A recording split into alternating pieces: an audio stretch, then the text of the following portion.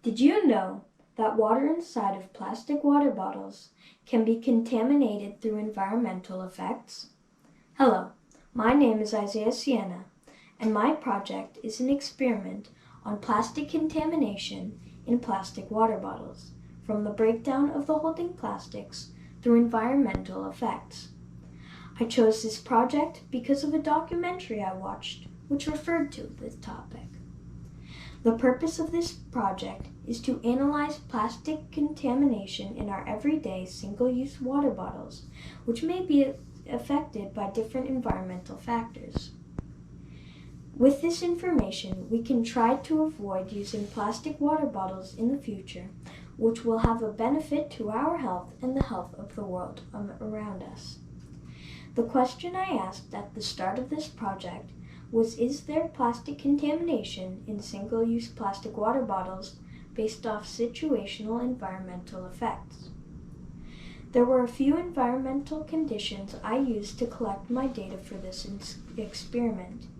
These included the hot, exposed to sunlight, cold, room temperature, and I also tested a control group.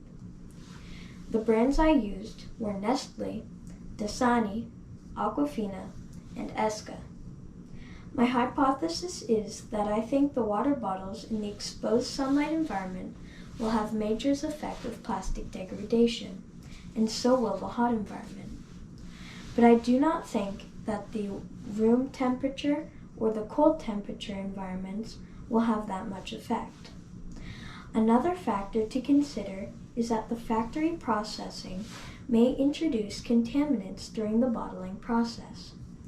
This makes me think that there would be less contaminants in the tap water samples. There were many things I used, and there were many steps I completed to get to my results. For my procedure, I had two main parts I had to do. The setup comprised of the things I had to do to get the bottles ready, and the testing part was which I needed to do to get my slides examined. My results show me that the contamination does seem to occur within my bottles. I anticipated the start of the contaminants in the tap water control to the other tests and was happy to see that there was external contamination generated throughout the environmental spots. Another thing I found was that there was progression through the weeks. For example, week 2 Aquafina sunlight condition had weak mists, while the week 3 counterpart had more intense smudgy hazes. My hypothesis was semi-correct. In my hypothesis, I thought tap water samples would pose less contaminants than the original water samples. This came to be wrong and less intense as I thought. Also, that the hot conditions would have more effects of contaminants than the sunlight conditions.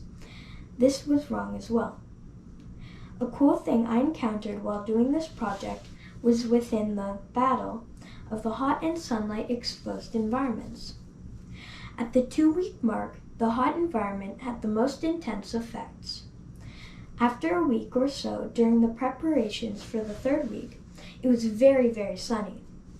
This could have increased the ultraviolet effects on the plastics, which could have resulted in more degradation. This project can help in the real world. It can help people decide if they would like to drink from plastic water bottles. It can also address the situation and educate people on the topic. This can also show what conditions are not safe to keep plastic water bottles in.